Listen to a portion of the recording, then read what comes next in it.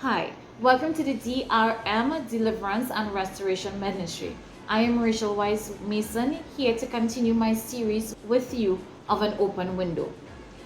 So, before we start, please remember to like, subscribe, hit that notification bell, and leave your comments.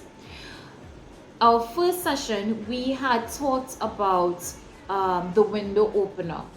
And we had talked about faithfulness and fruitfulness being two things that will cause windows to be open into your life. In this session, I want to talk about window shutters and the window shutter of pride and offense. So as we had mentioned in our first session, the window is an opportunity for us to grow, to expand, to attain more, to gain more responsibility, change your level, change your position. And is a chance for us to be fruitful. The thing is that a window though is not as obvious as a door. It can be a bit smaller and it's indirect at times. And because it does not all the time take you directly to where you need to be or how you would get there, when some see a window, they can be disappointed. Especially if you get a window when you expect a door. So the window might actually be despised because it does not match the same opportunity as a door, even though windows can lead you to doors and can lead you exactly to where you need to be, even though it may not be the direct route as doorways. Pride can actually prevent windows from opening to us or can shut windows that are already open. And we really need to display a spirit of humility instead that would open doors that are closed by pride. So Proverbs 29:23 says, "A man's pride shall bring him low, but honor shall uphold the humble in spirit." And I will speak now about my personal experience of where God had showed me and revealed to me the scripture in my life. So there was someone who, as mentioned before in the first session, that we have these projects, they can be personal, they can be through workplace, but the whole point of them is that they are extras that you do that can boost your career. And I remember I was that I wanted to start a project some years back, a good few years back. I wanted to start it, and I had done some groundwork for it and everything, done the plans, but it didn't take off. I think I got busy with something else and whatever it was, but it got discarded and it never got off the ground. And this project would have been something I love to do because it's something that I had spent a lot of time studying and getting myself specialized in. And I really wanted to be the forerunner of getting this thing out there or to persons to use and stuff like that. And I then heard of someone years after, recently in 2020, of someone starting a project that was kind of like in line in what I wanted to do, but they independently came up with their own. And it was in line with the area that I studied and what I specialize in. So, you would think that, this person who started it off will ask me to work on it because it actually takes a lot of time, energy and whatnot to specialize in it. And this person wasn't necessarily in the field per se, but they liked the idea and really wanted to do work on it. So in my mind you would think, okay, well, if you not expert and you're running a project that requires one, that you will ask the person who studied it. And you would think that, okay, well, this person is running with it, I had studied it, that the person who decides to run with it would let me know and will ask me to be a part of it. They didn't. Someone else actually came and told me about it, and that other person was someone I had trained myself in that same field, that same area, was someone I had trained myself. And the person who was running with the project decided to ask them to assist them, and not me. And probably by the time I heard about it, it was long after everyone else had heard about it, because everyone was like, didn't you know? I'm like, no, I'm hearing this for the first time. And this was just like a few weeks before it was about to launch. And I'm being honest, I was a bit offended. I was like, why wouldn't you ask me? Am I, I was wondering, do I act like a beast? Why wouldn't you? There's not many persons that are aware of the area. I'm one of the few persons who had grasped the opportunity to study it. And you wouldn't ask me to help you with it. And then the thoughts started running through my mind. I was like, maybe it was, that whole fiasco I went through last year where, the resources got cut and they thought I wasn't working good, and maybe he told the other one that I wasn't working good and I'm not a good worker. And I was like, maybe they just thought that they don't need me and they could do it on their own. And a lot of thoughts was just rushing through my mind. And the fact that they asked the person that I trained, that stung a lot. So I felt the wrong mindset started to come in. I tell you guys, this is mask off. The wrong mindset started to come in. And I was like, you know what? If they don't want me to help, let them figure it out on their own. You didn't like ask me. You could just tell me about it and I would have volunteered. But nobody mentioned it to me. I found out by the way I found out about it. And everybody knew except me. It's in an area I spent some time in and nobody said anything. And you don't own an area, but you'll still be able to assist more because you're more knowledgeable or more familiar. Let me not say knowledgeable, more familiar. And I remember when someone came and told me about it the first time, I was upset. Cause when I went to the person I work with, they said, oh, they had asked me to assist. And I was like, what? So I was angry, offended. But one of the things that deliverance teaches us is how to not entertain negative emotions. And I began to realize that negative emotions was coming on, and I told God I did not want this in my life. This is not the way I wanted to be or the way I knew that He wanted me to be. And I was battling though. It wasn't an immediate like flip around and God changed it. I was battling between feeling like I was being pushy. If I go to just volunteer just like that, I would have thought that I was pushy. They would have thought like, because she studied it, she felt she knew more than everybody, and maybe I shouldn't say anything, because if they thought they needed me, they would have asked. And then I was between, well, let it just fall apart. If they didn't think I needed, let them do whatever to let it fall apart. And I was battling, I wouldn't lie, I was battling with this. But I prayed seriously. The day I found out and emotions start coming, I'm like, nah, God, I'm coming to you. I prayed about it, and I tell God that at the end I wanted to represent Him, and I wanted to make sure that my emotions matched His will. So if the emotions were in the wrong place, to remove it and show me what was the right way. And God showed me that the right way was humility.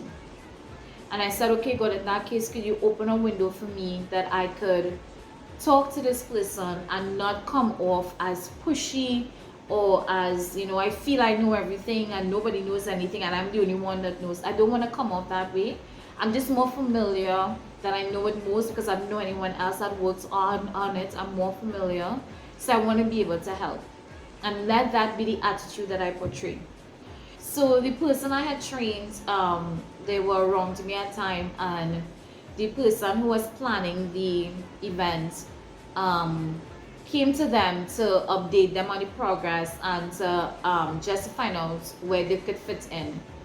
And because I was nearby, I just got so happened that I was around when they were talking. I interjected myself in their meeting, and I was like, hi, hey, I heard about this thing sounding really good, hey, how come you didn't ask me to help out? I would have loved to help, I was working on something before. I had some thoughts about it. I don't know, but I would still love to help if I could now, if there's the opportunity. I would still love to help now. And the whole person expression changed. They were like, what? Oh, good, thank God. They were like, praise the Lord. I am so happy you come and ask, do you want to take this thing over? Because we need some assistance. We need to get this thing done, and I know you're familiar with it. I didn't ask it before because you were busy, and I saw you were doing a lot of work, and you were always busy and hard at work and stuff like that. So I didn't want to disturb you with this. I thought this was a little too small. So, but if you could help, we would love your help. Could you just take it over? Guys, when your thinking was wrong and then you realize how wrong you were, I was so ashamed internally about what I thought was happening and what was going on, and that they probably thought I wasn't good enough, and they thought they didn't need to be familiar with the area. They could do it by themselves. It's probably petty, and anybody, I had thoughts I didn't mention before, but that was just going through my mind, that that thing's simple, you don't need to be familiar with it too. All those thoughts, and I was so wrong.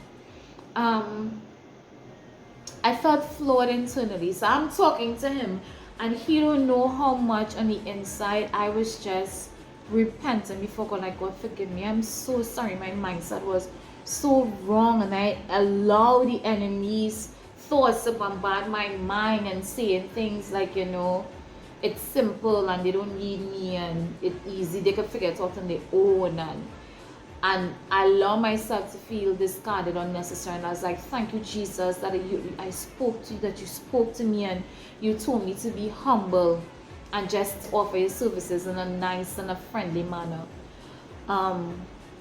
And the person put me in charge to run the project. And it just took me to Proverbs 11:2, and I'm just going to rattle off some scriptures for you on pride and humility. And Proverbs 11:2 that says, when pride cometh, then cometh shame. Like how I felt. But with the lowly is wisdom. James 4:6, but he giveth more grace. Wherefore he saith, God resisteth the proud, but giveth grace unto the humble. James 4:10, humble yourself in the sight of the Lord, and he shall lift you up.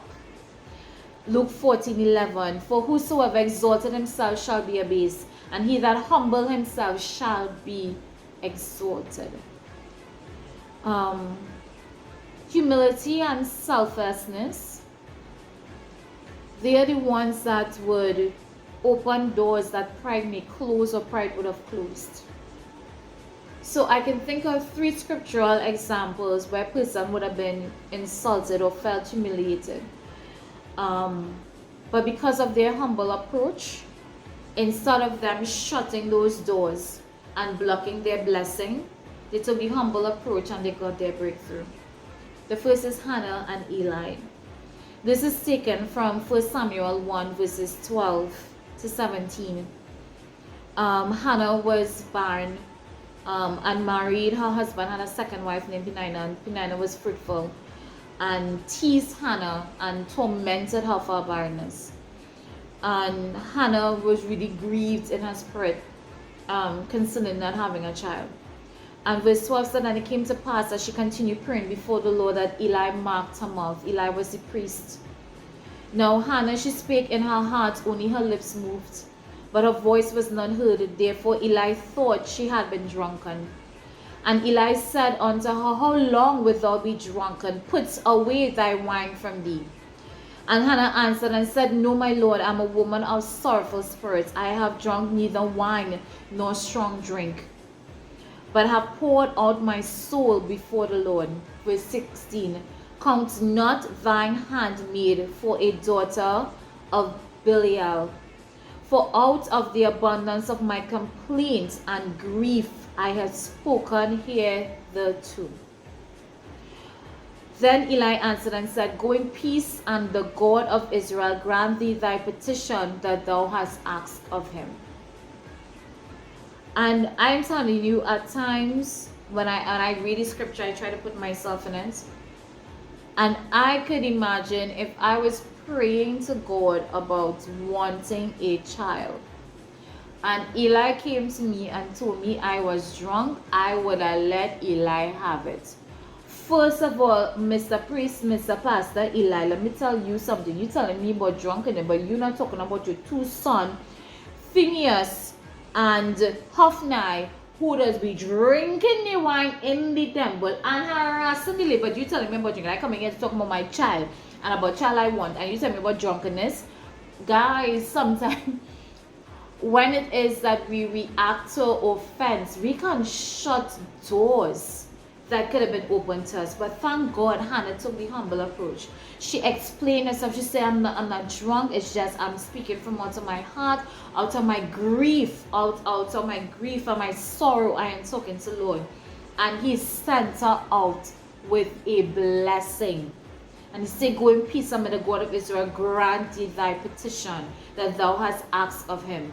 And Hannah became pregnant and brought her son the next year. That's Samuel. The other one is Naaman and the prophet Elisha. Now, I love this one in particular because Naaman was a character. So Naaman was a captain in the army of Syria, I believe. And Naaman was big, you know, he had wealth, he had rank. But Naaman was a leper. So his servants had told him about the prophet Elisha. And you know, when a big Naaman came with his entourage.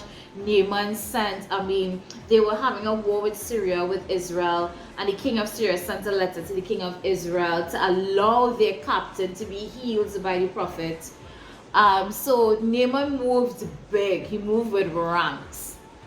And 2 Kings 5 verse 9 says, so Naaman came with his horses and his chariots, and stood at the door of the house of Elisha. And Elisha sent a messenger unto him, saying, Go and wash in Jordan 7 times, and thy flesh shall again be thee, and thou shalt be clean. But Naaman was wroth and went away and said, Behold, I thought he would have surely come out to me and stand and call on the name of his Lord, his God, and strike his hands over the place and recover the leper. And not Abana and Pharpar, rivers of Damascus, better than all the waters of Israel? May I not wash in them and be cleaned? So he turned and went away in a rage. And his servants came near and spake to him and said, My father, if the prophet had bid thee to do some great thing, wouldst thou had not done it? How much rather than when he said to thee, Wash and be clean? Then went he down and dipped himself 7 times in Jordan, according to the saying of the man of God, and his flesh came again like unto the flesh of a little child, and he was clean. Naaman was going to walk away, ailing, sick, just because he did not like the way the prophet had done. The prophet didn't even, all this drama, all the entourage, all the letter, and the man did not even come out his front door. All you know where Trinity always be. You didn't even come out your front door to say good morning, good afternoon, anything like that. You send somebody to give me a message and send me on my way, you know. But I'm so glad that he had great people around him that say no. If he had asked you to do something great, wouldn't you have done it? Why more? If he said to just go and wash, why can't you do that small thing? and he humbled himself, and he went to the dirty Jordan River, dipped his 7 times, and his skin was like a babe. Humility in place of offense and pride.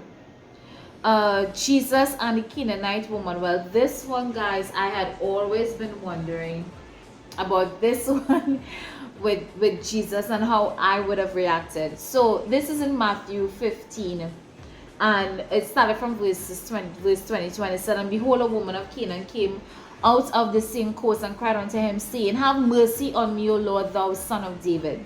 My daughter is grievously vexed with a devil." But he answered her not a word, and his disciples came and besought him, saying, Send her away, for she crieth after us. But he answered and said, But I am not sent, but unto the lost sheep of the house of Israel. Then came she and worshipped him, saying, Lord, help me. But he answered and said, It is not meet to take the children's bread and cast it to dogs. But he answered and said, It is not meet to take the children's bread and to cast it to dogs. And she said, Truth, Lord, yet the dogs eat of the crumbs that fall from their master's table. Then Jesus answered and said unto her, O woman, great is thy faith. Be it unto thee even as thou wilt. And her daughter was made whole from that very hour. Guys, if it was me, I would have been stuck a dog. I'd be like, every time I hear this, I think of Pastor Jason Wage from Faith. I be like, Jesus, who are you calling a dog? Who is that dog, Jesus? You know, just because your Jews feel all in something here that nobody can come and ask all for no help, nobody can come and ask for a blind or nothing like that. Where's that one? Jesus, he will like, but he came. I would have been stuck by dog. And I am so glad that this woman desired her need more important than how she was perceived.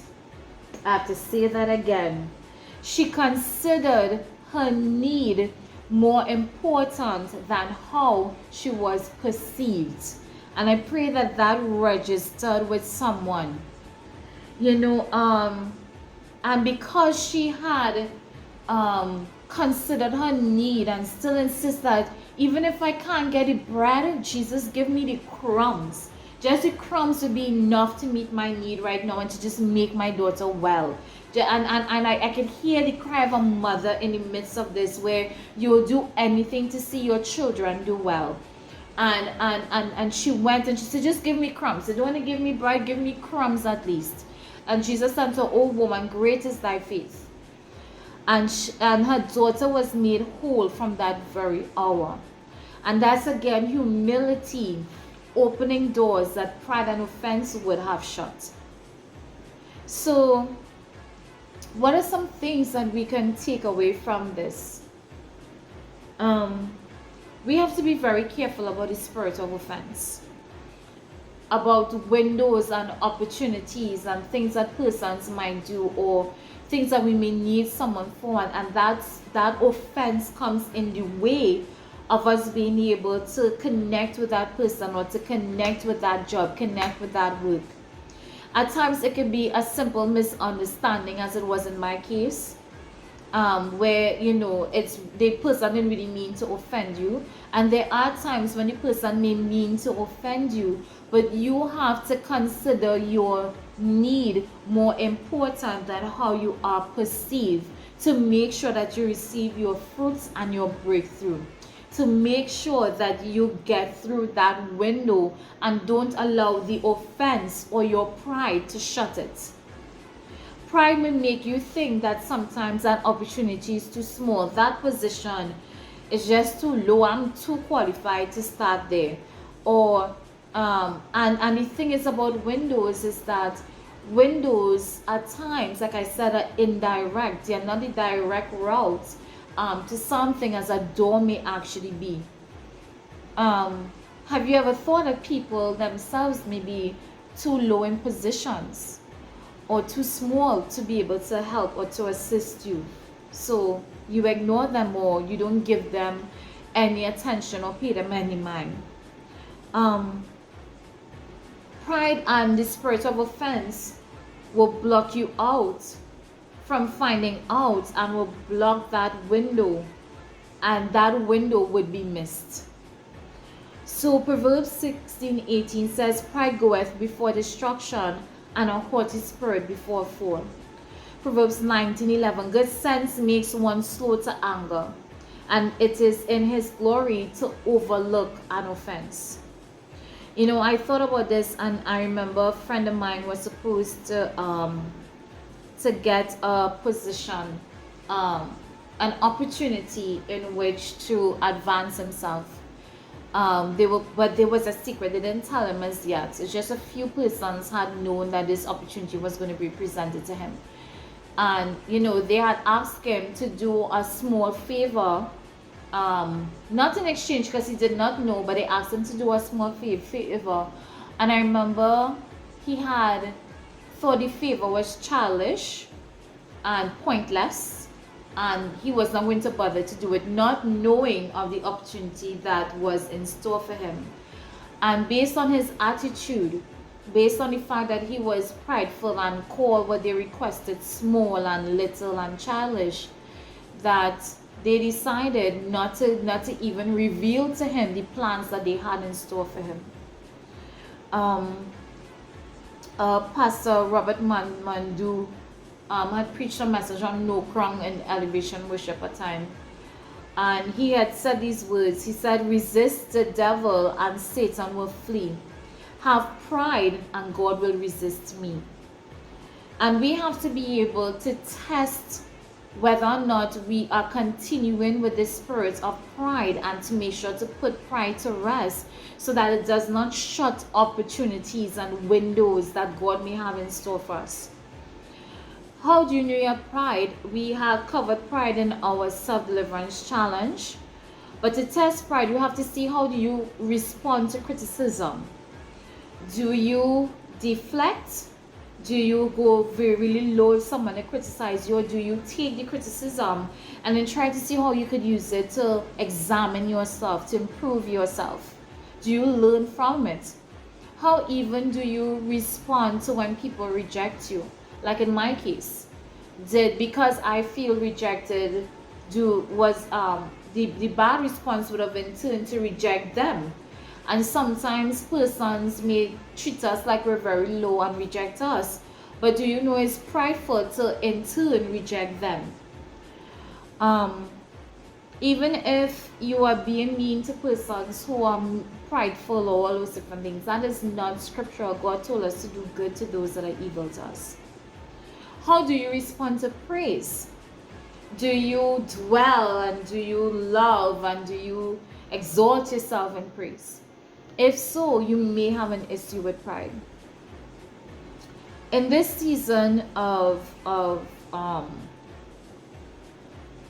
COVID, I have seen persons humble themselves business-wise, change their strategy, change their perspective. I have seen persons who would have had a job and would have charged a particular amount, but based on the economy, decided that it was better to be lower, to charge a little less and be able to go through the season. And I've seen some who charge so much more and go without work because persons are not able to meet it. During this time, I had an interaction with someone who with COVID had decided to reduce some of their prices for some things, and I went and I met with them. I didn't know their prices were reduced, but I know their prices were really good. And when I went, the service was so excellent. It was beyond there was no way I could have paid for the service I got. They were giving me advice. I didn't know how to use the things, and they stayed with me for 3 hours and showed me how to utilize, and that's you, Miss Indira.